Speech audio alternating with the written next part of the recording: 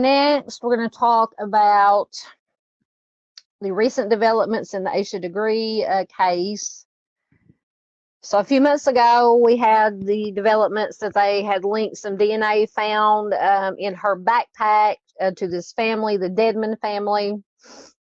Well, now apparently they released some results of some new warrants that were issued for electronic devices, cell phones, and they found some very interesting text messages that, in my opinion, are pretty close to incriminating. Once again, innocent until proven guilty, but and so far, nobody has been charged, arrested, or anything of that nature. But maybe if the people of this family did have something to do with Asha's disappearance, then maybe some charges will be forthcoming. But I do have, for anybody who might not be familiar with this case, I do have about 6-minute video. It came out a few days ago, a new interview with her parents. It also gives the background details of the case, once again, for anybody who might not be familiar with it. So we will play that first.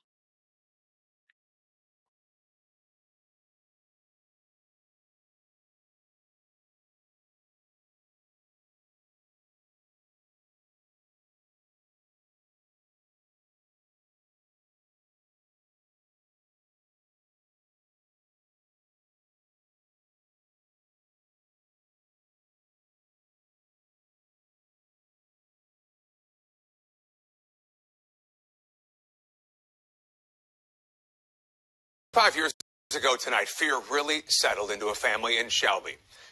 Harold and Aquila Degree's little 9-year-old girl just hours earlier had been reported missing. She wasn't the type to run away, to take risks, yet for some reason still unknown, she grabbed her book bag and left her bedroom and her house in the middle of the night. It's a disappearance still unsolved, a mystery her parents live with every single day. For 25 years, someone who traveled this road, who has been through this town, has kept a secret. Are you convinced someone still living in this town has the answer? Yes.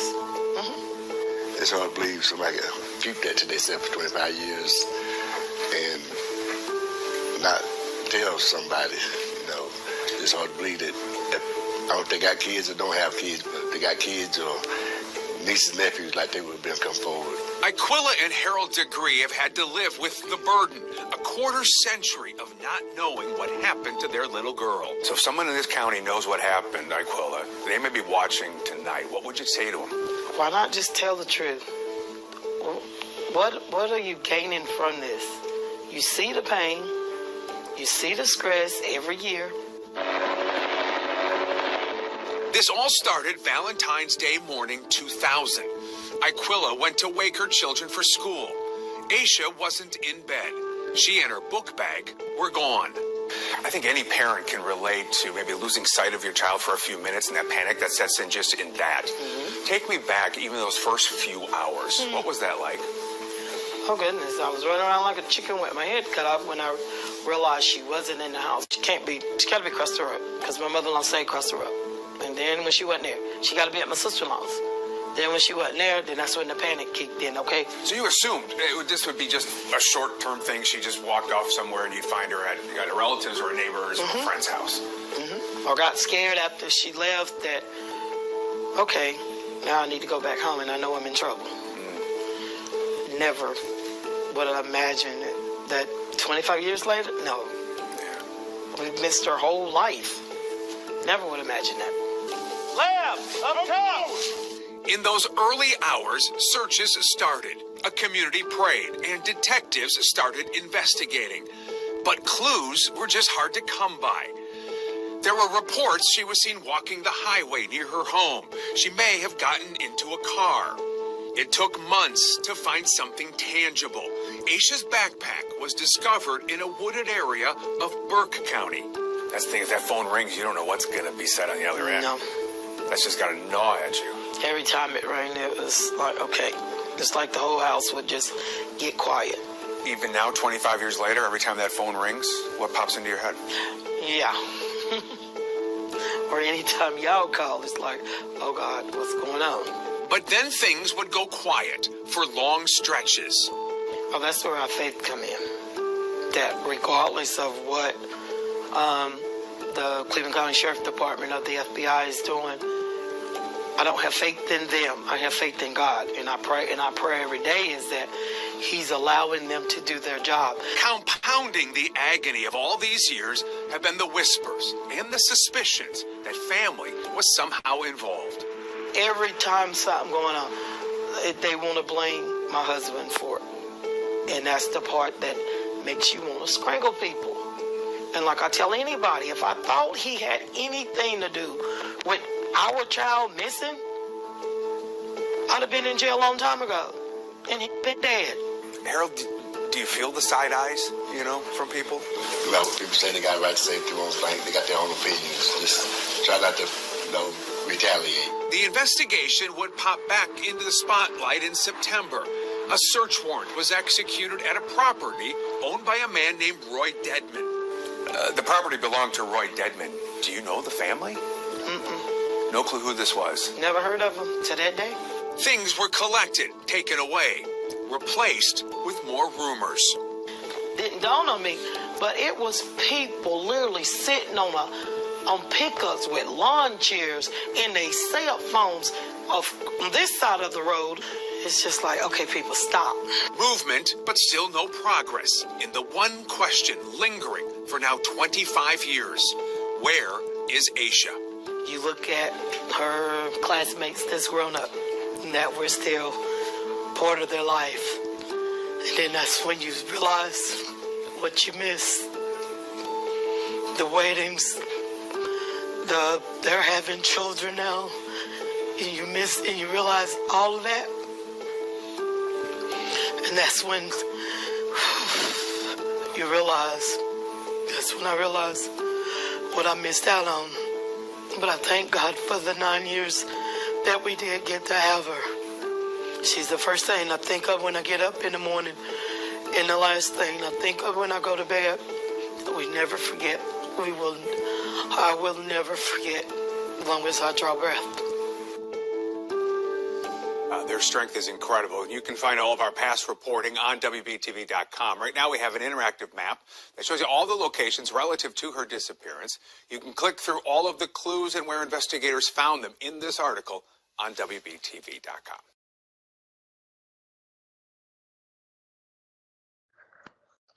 Oh, it just breaks my heart once again with the interviews with the parents. So, all right, take that down and put that back up there.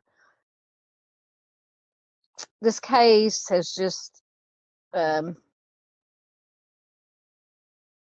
me, because I've been following it since I was made aware of it, I don't know, probably 2 years ago when I found the YouTube communities and channels here on YouTube, and it's just so heartbreaking, and was so excited when a few minutes ago they had this DNA testing that linked this family, and then now we got these text messages. It's just, yeah, Chris says, where'd it go? Yes, Asha's case has been a troubling case, absolutely. And my biggest question, aside from the obvious, where is she and what happened to her, has always been, why did she leave that house in the first place? And I've never gotten any, in my opinion, any vibe that any of the family members had anything to do with it. But something had to lure her out of that house. I mean, what would make a little 9-year-old girl in like 2 o'clock in the morning, pouring down rain, just pack her little backpack and just take off on her own? Somebody had to have lured her, and it's just my opinion, but I would love to know what you guys think. What made her leave that house that night? I mean, it's just, I cannot wrap my brain around it. It just drives me nuts. Hello, Anna Lizette. Good to have you here. Good to see you. Anna says there are several ways to interpret the text messages. One possibility is that the father is encouraging his daughters to cover up for him. I mean, her opinion. I tend to agree, because I do have another shorter clip I'm going to play that they talk about some of the text messages, and then I have an article that has a longer, most of the text messages back and forth, mainly between two of the daughters. We'll take a look at those, because see what you guys think about, have to say about those. But yeah, it could be that, like Anna said, that because if the Deadmans, this family is did have somehow, whatever happened, have something to do with Asha's disappearance.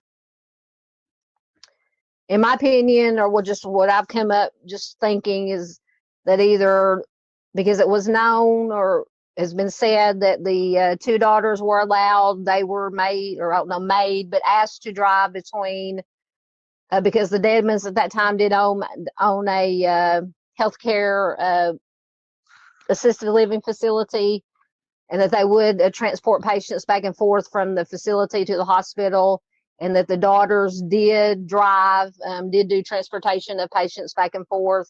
So it could be it was an accident. Asha, for whatever reason, Asha left the home that night, was walking down the road. There was an accident.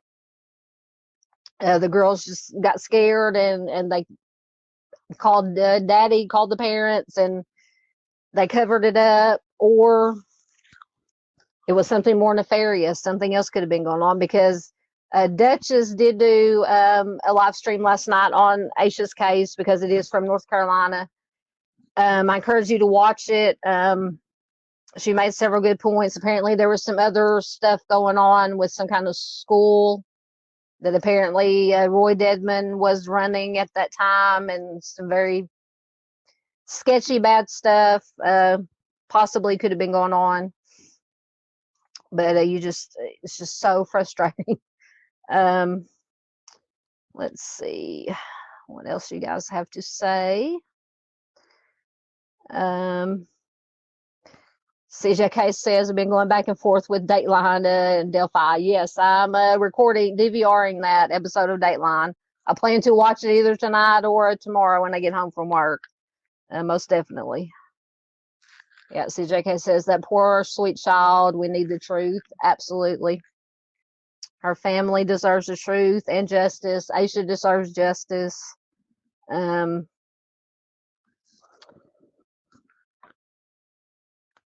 You talking about Asha's case. Anna says, I've been following this case on the YouTube channel Disturbia True Crime. She's doing a lot of original research. Excellent. Most definitely we'll have to check that out.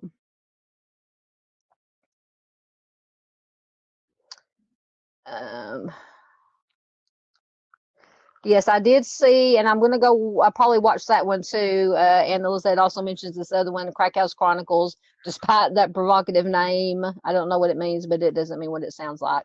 Yes, I did see that they did do an episode on Asha's case.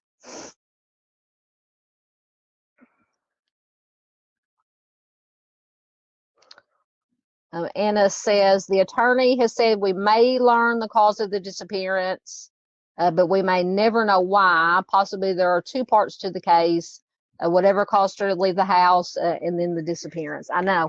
To me, like I said, why did she leave that house? Why did she, did somebody lure her out? Because everything that the family is reported and be reported, there was no kind of problems at the house. There was no arguments or anything that night or that day or night when she disappeared, to make her run away. And she was only 8 or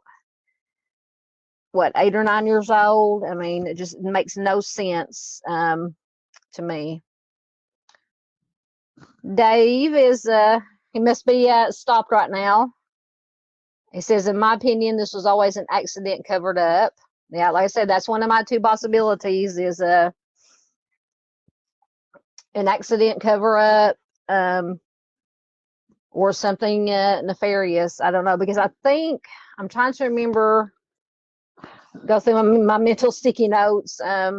if it said that if any of the girls, the kids, would have been in the same school with Asha at that time.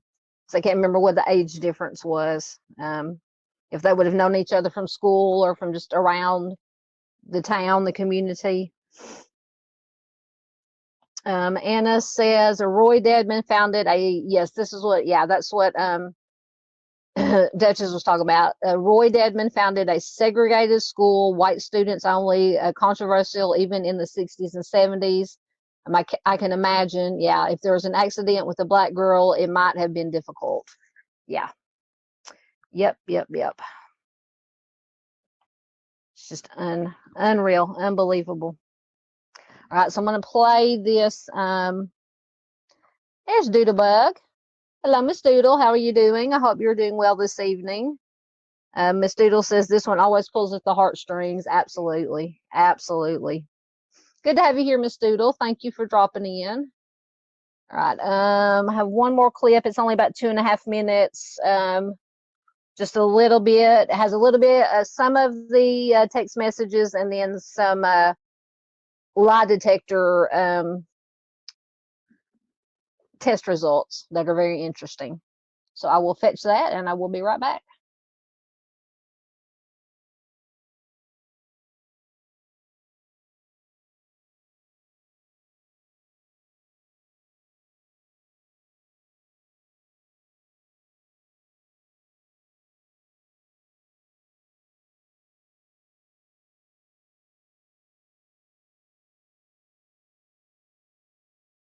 Search warrants in the ongoing investigation into the disappearance of Asha Degree. You remember she went missing 25 years ago on Valentine's Day. Back in September, we told you how law enforcement was working to connect new details of the case. WBTV's Jason Puckett has been digging through these new search warrants. Jason, what is in these new documents? Yeah, these 3 new warrants were released here today at the Law Enforcement Center in Cleveland County. Now, they call for the seizure and search of cell phones belonging to members of the Dedman family. Now, you may remember that family was mentioned in warrants put out back in September. Their home also searched today. These warrants showing some text messages and communications between the family.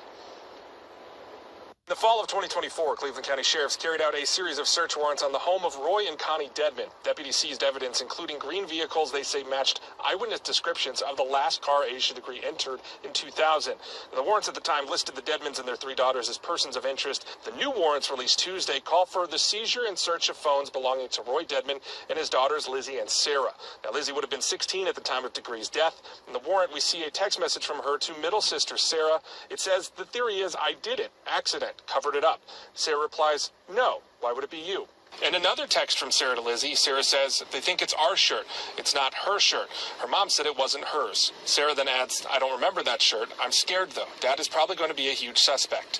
In the last text referenced in the warrant, Lizzie tells Sarah, I want to do what Dad says." Later, Sarah texts, "You don't want something we do or say impact him, but we also can't be living like this either." The warrants also share testimony from a friend of the Dedmans who came forward after their home was searched last year. He told detectives that he was at a house party in the 2000s when he overheard a, quote, heavily intoxicated Lizzie say she had killed Asha Degree before being shushed by her sister Sarah.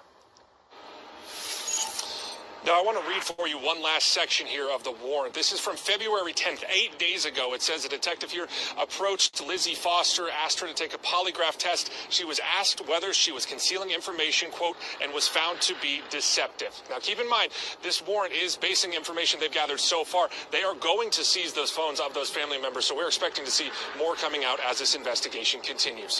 For now, though, here live in Cleveland County, Jason Puckett, WBTV, on your side. That's bombshell information. Jason, thank you. Just last Friday marked 25 years of searching for Asha Degree. Over the course of that time, there have been several major developments in the case. You can find a full breakdown of every twist and turn on our website right now. Just go to WBTV.com.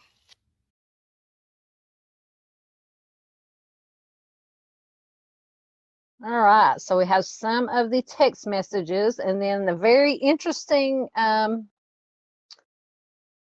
results from these polygraph tests, which we know they're not always reliable and definitely not admissible in court, but very interesting nonetheless.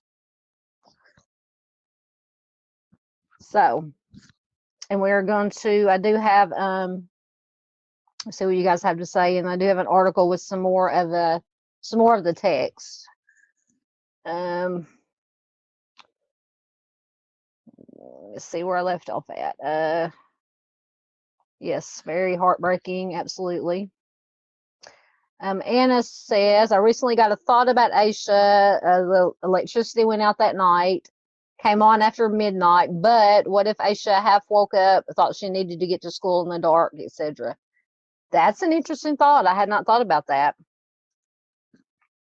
Definitely something to consider. Absolutely. Thank you, Miss Barb. There is Miss Doodle's link to her channel. Please do check out Miss Doodle. Anna says, one unusual thing about the case is that Asha had a couple of changes of clothing in her bag, yet it is unlikely she was running away from home. I know, that's what nags at my brain and keeps me awake when I think about this case, is why did she leave and packed, because she had a couple of changes of clothes. She had that Dr. Seuss book in there. So why? Where was she going? Was she going somewhere on her own, of her own accord? Did somebody lure her out? Was she going to meet somebody? It's just, I don't understand. Yeah, Miss Peggy says, yes, Anna, a few confusing things about this one for sure, and that is a big one to me. Absolutely.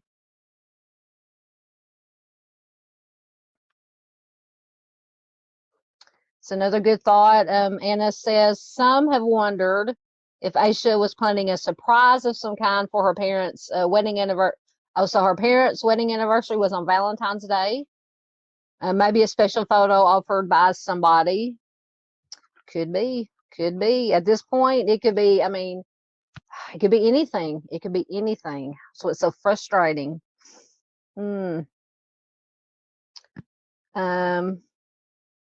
You are more than welcome, Miss Doodle. Absolutely. Miss Anna says, what am I doing? No, don't go to that one. So she went to bed by candlelight with the electricity out. I wonder if she left the house half awake, thinking maybe she needed to get to school. Was she returning home when there was an accident? Maybe. Yes, entirely possible. Yep. Miss Peggy says it too. Yes, so many possibilities.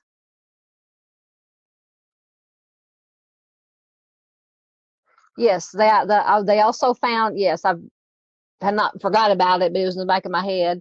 They also found some things in a shed, and I can't remember how far away from her house it was, but Anna said there isn't any reason for Asha to have been in the upholsterer's shed where it has been claimed some vague items were hers. The whole story surrounding that makes no sense. Absolutely. Yeah, I can't remember exactly what they found. Maybe some pencils, or I can't remember what all was found, but yeah, just little items here and there that they thought might have belonged to Asha. Yeah, and if it, like Anna says, if it did belong to Asha, why? There's no reason, unless she was taking shelter from the rain or something. Like I said, if it even belonged to her. I mean, that's the only reason I could think of that she would have gone in that shed, is just to get out of the rain and the storm.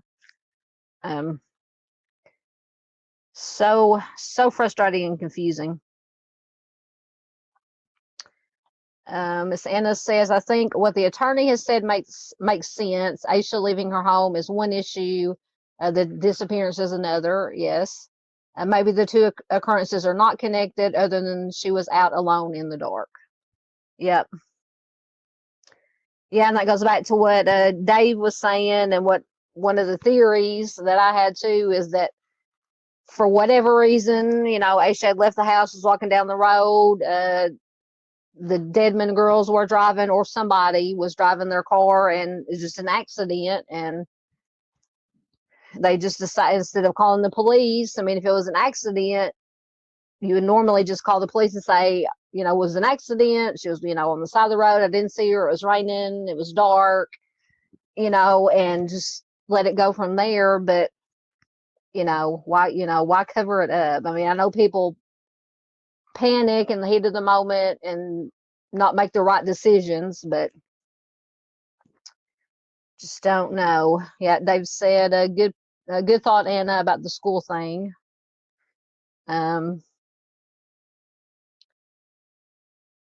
Anna says, according to Disturbia True Crimes research, Roy Dedman was involved in a number of shady businesses. The care home thing is a bit peculiar, yes. And see, and they tried to, because aside from the Dedman girls, one of the Dedman girls' DNA being found on Aisha's, I think it was an undershirt that was found in the backpack. There was also other DNA found from who was at the time a resident at this assisted care living facility.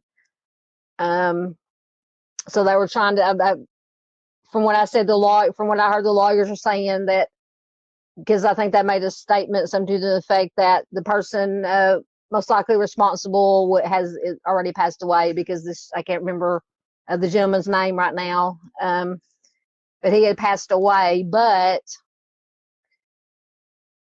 I mean, to me, at that time, if he was dependent on I mean, I don't know. There are different levels of assisted care living.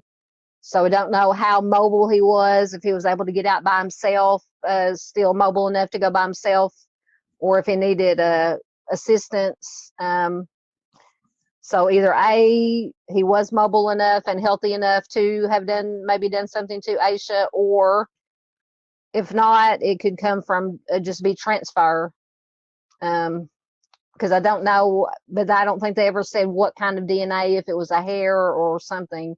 Just that his DNA was found, I believe, on the bag, because her backpack, when it was found, was wrapped in, I think, 2 plastic trash bags.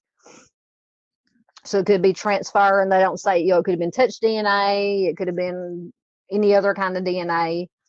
So to me, in my opinion, that DNA doesn't hold as much weight as the actual hair from the Dedman girl that they found on the shirt, on Aisha's shirt.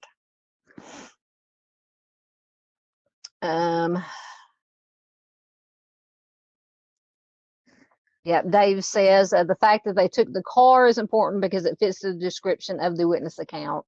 Absolutely.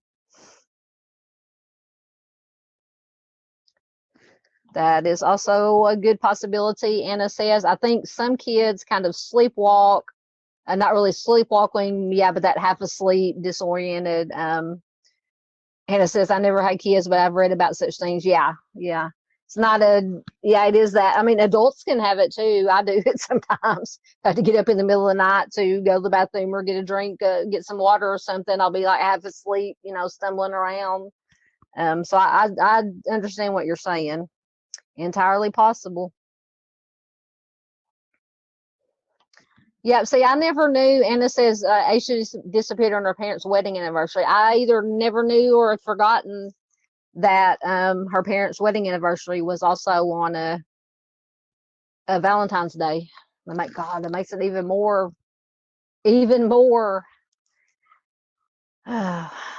Miss Barb says, I used to sleepwalk a lot as a kid. I don't think me or my brothers, I don't think we were sleepwalkers much. Maybe one of my brothers. Right, Miss Anna said that shed we were talking about earlier is fairly close to Aisha's home.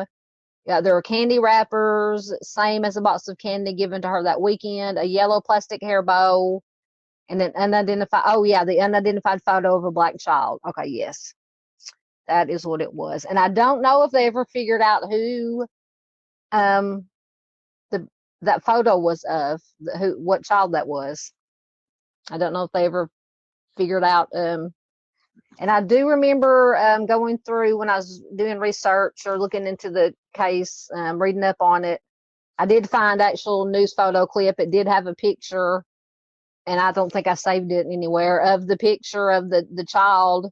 And I think they printed it in the paper at that time, asking if anybody knew who that child was. But as far as I know, nobody ever came forward with that. All right. So let's take a look really quickly. Take that down for a minute at these. Let me see if it'll share my screen. Some more of these text messages.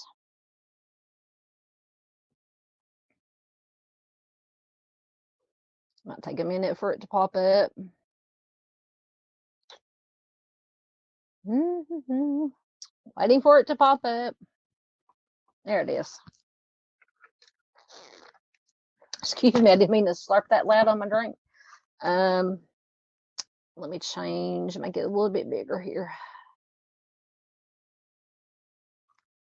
All right. So this article is from the 18th. So it just goes through again what it said in the video, basically about the new search warrants for the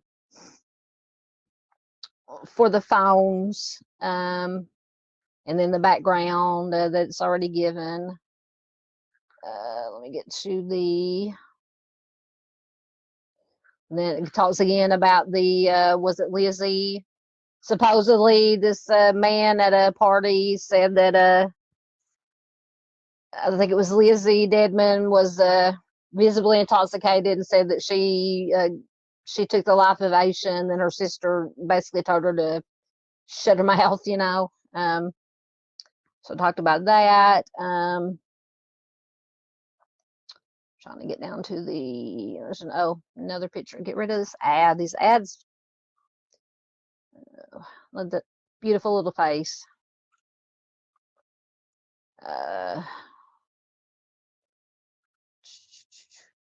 So it says in the search warrants from the 13th, investigators with the Cleveland County Sheriff's Office say they believe there is evidence to indicate that Foster, basically the girls, and Roy Dedman engaged in obstruction of justice in connection to Asha, to Asha's disappearance. As of February 18th, does not appear that the two women or their father have been arrested or charged with any crimes. Search warrants made public in September 2024 show that investigators think Roy Dedman's daughters were responsible for or involved in Asha's disappearance in 2000. And because the girls were ages 16 or younger at the time, investigators believe adult assistance from parents Roy and Connie, quote, would have been necessary in the execution and or concealment of the crime. So Roy and Connie were identified as suspects in Asha's case in 2024. We went over the backpack being discovered. Okay, so this, the text,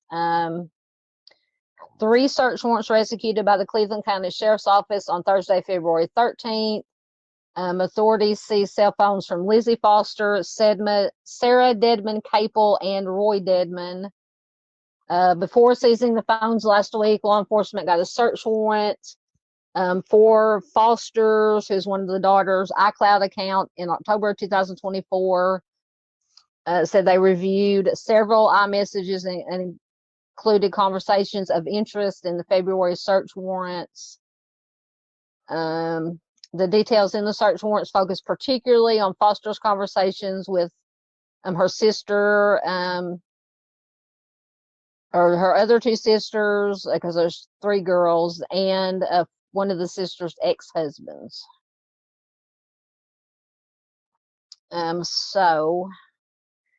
Starting on September 10th of 2024, and I'm not going to be able to keep up with which sister is which, but it's between sisters. They think it's our shirt. It's not her shirt. Her mom said it wasn't hers. Then one says, I don't remember that shirt. I'm scared, though. Dad is probably going to be a huge suspect. So I wonder why they think the dad is going to be a suspect.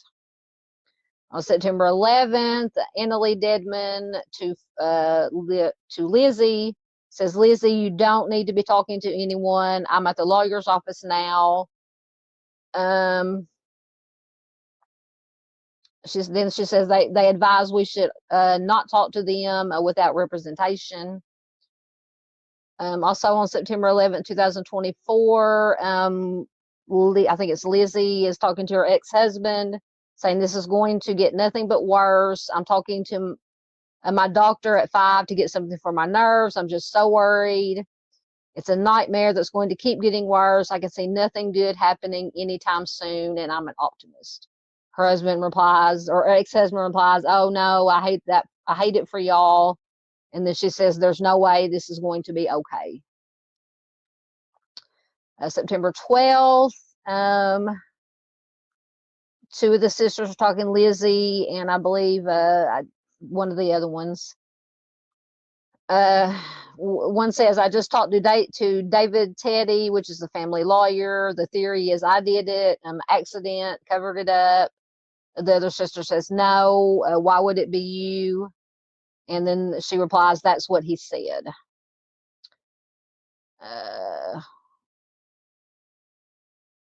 And then now Lizzie is talking to her ex-husband again. So she says, I feel so horrible. He says, I don't know what to do. She says to her husband, I don't know what to do. I caused this. And then he says, no, you didn't. September 12th, once again, I think it's Lizzie to one of the other sisters, says, hey, is everyone mad at me? The sister replies, nobody is. This is not your fault.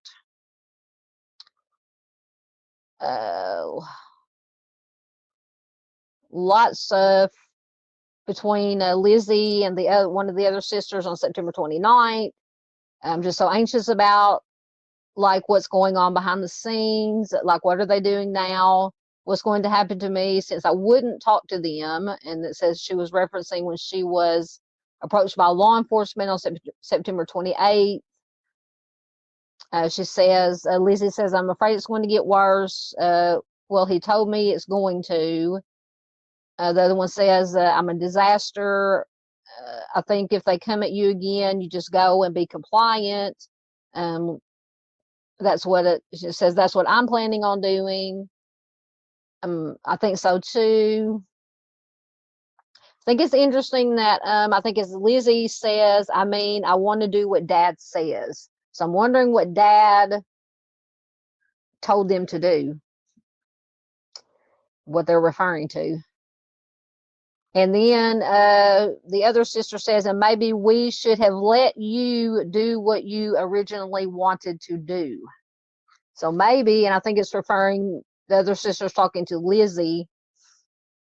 Maybe it was an accident. I'm just speculating here, just a little bit of going out on a limb here.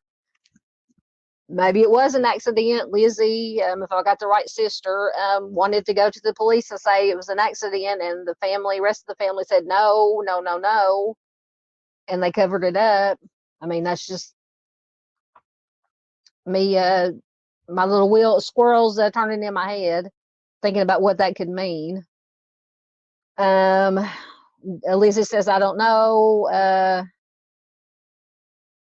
The other sister says to Lizzie, you don't want something we do or say impact him, talking about the father, Roy, but we also can't be living like this either. And she said, she says, I told him I'm not going to do that. Lizzie says, oh, you did? What did he say? And it says, it's not worth our mental health. One sister says, he was just like, I will call Teddy. We can go get a polygraph with the honest people. I don't know what he means by that. One of the sisters says, I really just don't have it in me to go through what you have been through. Lizzie says, it's been hell. The other sister says, just hearing about your situation has made me a disaster. I'm just hearing about it. She says, I just can't even imagine going through that. But y'all have dealt with other stuff that I haven't. So what do you guys think about that? To me, I don't know, just from, like I said, it's kind of hard to keep up with which sister was which, but I think Foster, let me go back up here, was Lizzie, maybe. Yeah. Foster is Lizzie. So she seems to be the one. Lizzie seems to be the one that was worried, and they were saying maybe, the other sisters were saying maybe we should have let you do what you wanted to do in the first place.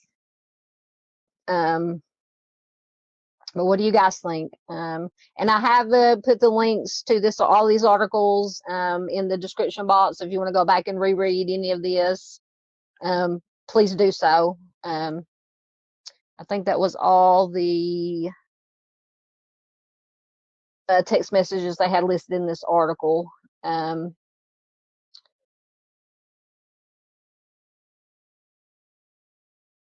Just trying to see if there's anything else in this article that we haven't already covered. So we covered that authorities believe that Asha was pulled into a 1970s era green vehicle on the night she went missing in 2016. The FBI said they were looking for a 1970s era green Ford Thunderbird or Lincoln Mark IV. At least one older green vehicle, the AMC Rambler, was seized from the Dedman property. Investigators say the seized vehicle has very similar features to the vehicle. We already went over that. Investigators think Dedman and his family are in some way connected with or responsible for Aisha's believed death, but Dedman and his family deny having any knowledge of what happened to Aisha, according to their lawyer.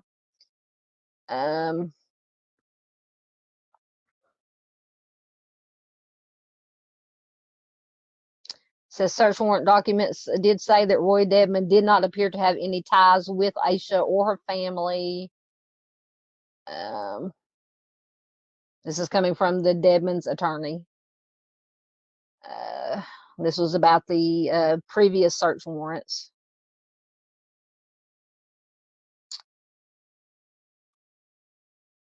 Okay, I think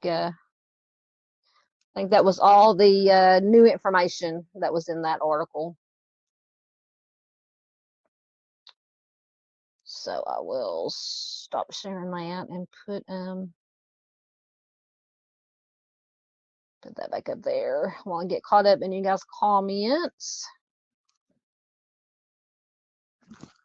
All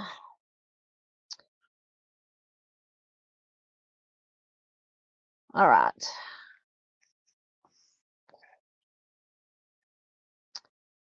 Dave says the driver might have been under the influence, hence not wanting the police involved. That is possible, absolutely.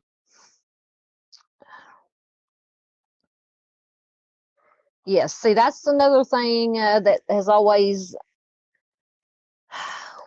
troubled me. Anna says, what makes this extra creepy is that Aisha's book bag, double wrapped in trash bags, was tossed out of a vehicle onto the side of the road about 21 miles from her home. Why not burn it? I know. That is another thing that when I was, and I can't remember if I did a live stream, we may have talked about it in a live stream. I'll have to go look at my playlist because I think I do have an Asha Degree playlist. Another thing I wonder too, why because I think Duchess said last night, it was like 21 miles. Duchess said it was like 3 counties away from where Asha, from where Asha lived and where she would have been, was seen walking at by these, I believe, 2 truck drivers saw her walking. I mean, why go to that extra effort of wrapping it in the plastic, taking it 20 some odd miles, burying it? Why not just, like Anna said, and I said the same thing too, it would have been easier to burn it. What's the best way to get, one of the best ways to get rid of evidence? Burn it. Burn it. I mean, I've always wondered that too, Anna. Absolutely.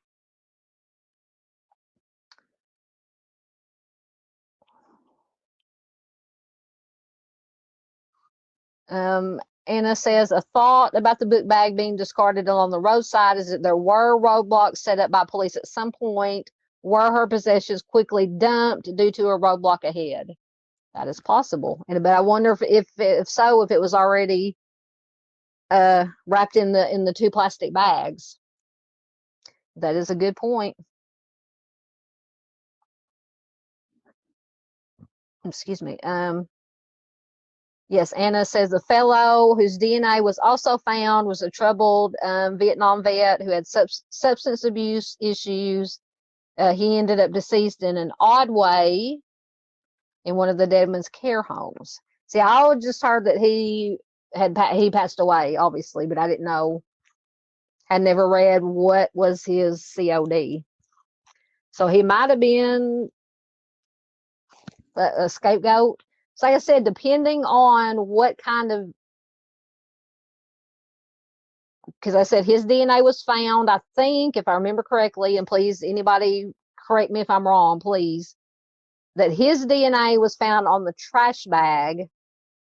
I don't know if it ever said if it was a hair, touch DNA, what kind of DNA, bodily fluids, what kind of DNA it was.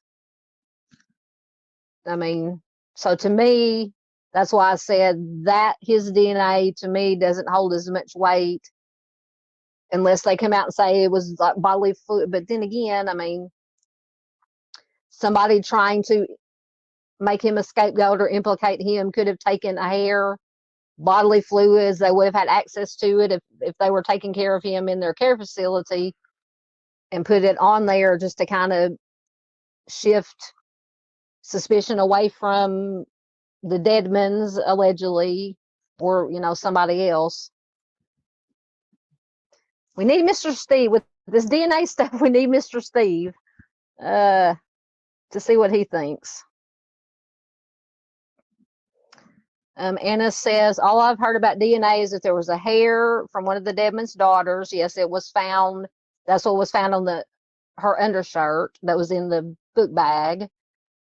And another hair from the patient at the care home. I never heard they found a hair on a garment.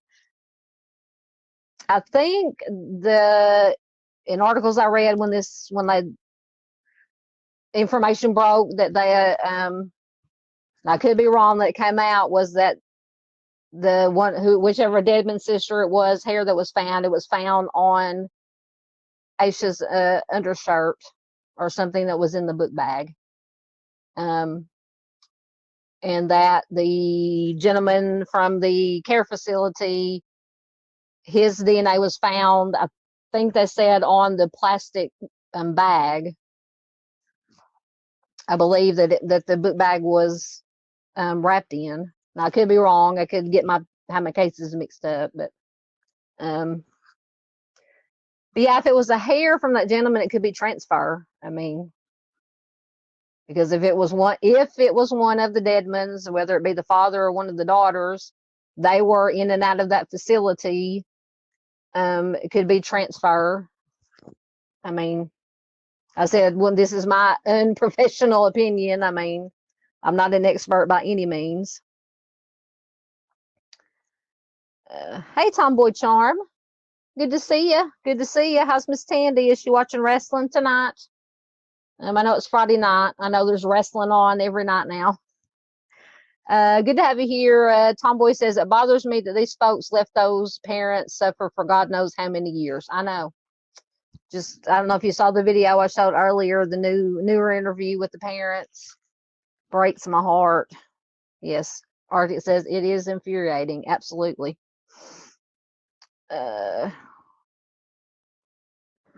Okay, Miss Anna says the reason the electricity went out that night is because a vehicle had knocked down a power pole. Has been said the driver was killed, but I do not have a source for that. Okay, excellent. I didn't know if it was from the storm or an accident, like you said, somebody hitting a power pole. Absolutely, Miss Peggy. Okay, so going back to this unidentified child that they found the picture of in the shed. Miss Anna says investigators have appealed for years for identification of the child's photo found in the shed where it is claimed Aisha may have taken shelter. I know that why would you? Yeah, because that picture would make you wonder once again if those items, the whatever we said was in it, the yellow hair bow, the candy, maybe it belonged to that unidentified child and it has nothing to do with Aisha. So we could have another. I wonder if there were any other at that time or around that time, any other missing children. I'm surely they checked that. And after they found that photo, if there were any other missing children besides Asha, that could have been that little girl in that picture, unidentified little girl.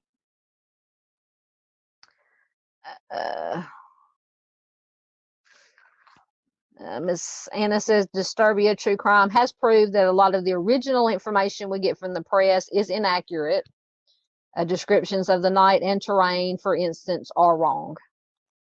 I'm going to have to watch that. So it's Disturbia True Crime. Excellent. I will watch that. Yes, Miss Peggy says, yes, we've got to take most mainstream news with a huge grain of salt. Absolutely. Yep. Anna says, Asha was afraid of the dark and a violent storm. She was not appropriately dressed for such a cold, stormy night. Was she planning on being picked up by someone? Maybe, maybe not. I've wondered that too. I mean, that could be the only, in my mind, logical reason I could come up with for her leaving the house in the middle of the night with rain and storming, with just her backpack and a couple of changes of clothes. Did somebody tell her, hey, meet me around the corner at such and such a time, and whatever.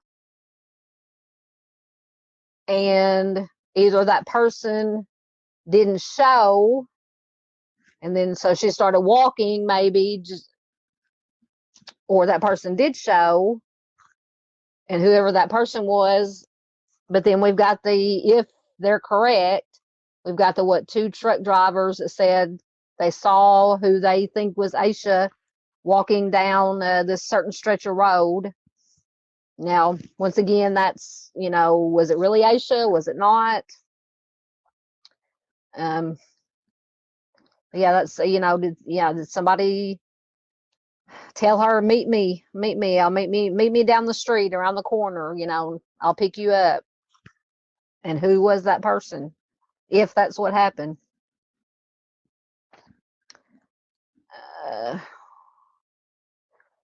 Miss Anna says early reports claim that Asha wore a white shirt and white jeans. Sounds like she wanted to be seen in the dark or road safety. Absolutely. I think family has said white shirt and jeans were missing or taken with her. Ooh, a whole bunch of comments popped up. Hold on, let me get back down to where I was at. There we go. All right.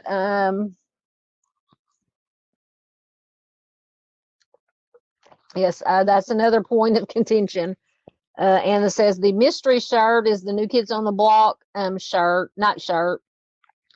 Some think a black girl wouldn't like the band, but that is false. Apparently, all kids like that band. Yes, everybody loved, even me, and I'm an older end of the New Kids on the Block fans. But yeah, I would think didn't matter what color you were. Everybody loved New Kids on the Block. And I can't remember, it's been said, now once again, coming from the press, media, so like who was it, Miss Peggy said earlier, take it with a grain of salt.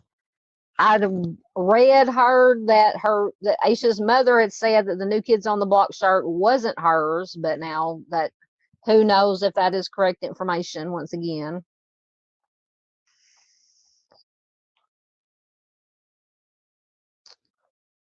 Yeah, Anna says the Deadman's house is something like 3 or 4 miles from Asha's home.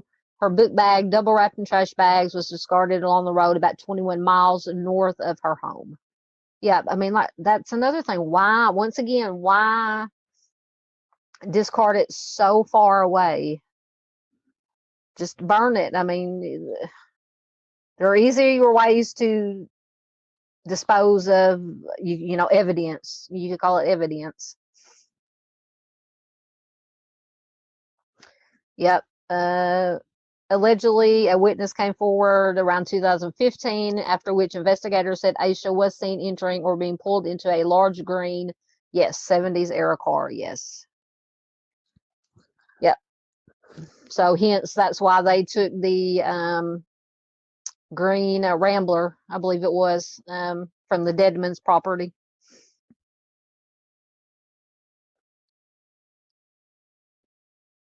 That's a good question. Anna says the most recent wording about the car is that Asha was seen being, quote, pulled into the car. If she was injured, would she have been pulled in? That is a good question. It depends on who.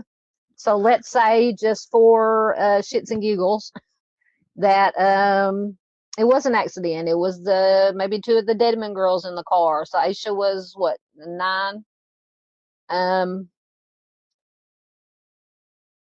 She wasn't a big girl, I mean, but who knows how big. So the Deadman girls would have been in their early mid-teens. So possibly it might have taken two of them or one of them to, pull her into the car. They might not have been able to pick her up and put her in the car. So that's possible. Or if it was allegedly, let's say, go out on another just for giggles, if Roy Deadman was there, or an adult was there, you would think that an adult male or even an adult female could have picked her up and put her in the car as opposed to pulling her into the car.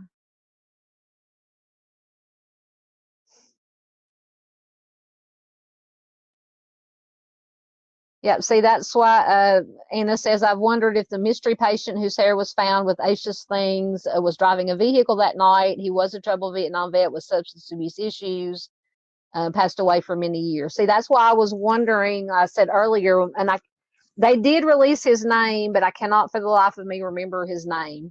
That's why I was wondering what level, how mobile he was. Was he able to walk on his own, drive, travel, go out on his own, or did he need assistance?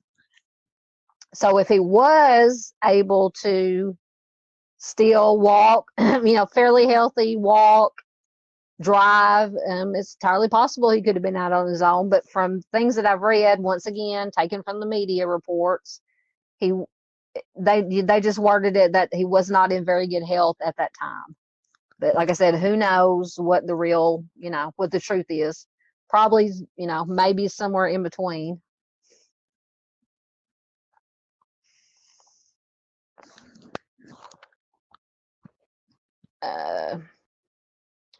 Yeah, and it says some of those texts sounds to me like the father wants his daughters to provide a cover story to hide the truth. In my opinion, I could be wrong. See, yeah, I agree. Like once again, you can read those texts again, but yeah, there was like, Lizzie was saying, or the other sister was telling Lizzie, maybe we should have let you do what you wanted to do. And then there was references to the dad, saying something about, I told Dad I wouldn't do it or something.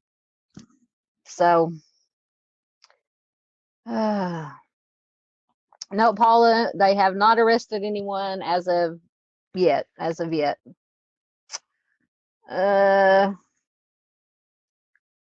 But maybe if, like I said, once again, innocent until proven guilty or proven any connection. But to me, they're slowly building up, in my opinion, some good connections to the Deadman from, between the Deadmans and Asha and her disappearance. Okay, Miss Anna, always with the good information, says Lizzie Grace is the oldest, 16 when Asha disappeared. Anna is the youngest, 13 at the time, and the other sister was 15. Yeah, so 13, 15, and 16. So Lizzie was the oldest. So she was the one that seemingly was wanting to maybe say something, and the family said no, and she's been having, troubles with, stressing over it. So that would make sense.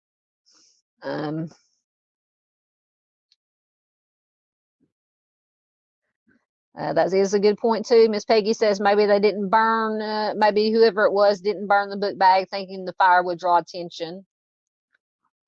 That is true. But just going back to, once again, allegedly, if it was member or members of the Dedmon family, they owned a lot of property. They had all that property that the care facility was on. I think they had at least one property that a house that they lived on. I think maybe another property with a house on it. So you would think if it was them, once again,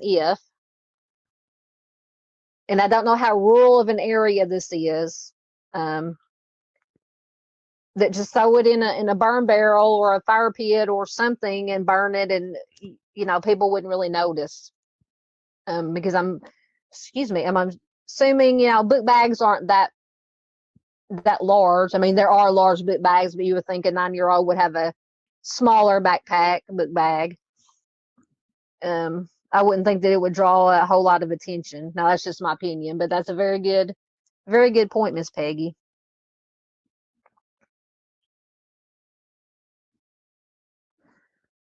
Anna says, whoever did whatever, the time of disappearance would have been, it is thought, after 2 a.m., before 6 a.m., in the very dark, very early morning. Yes.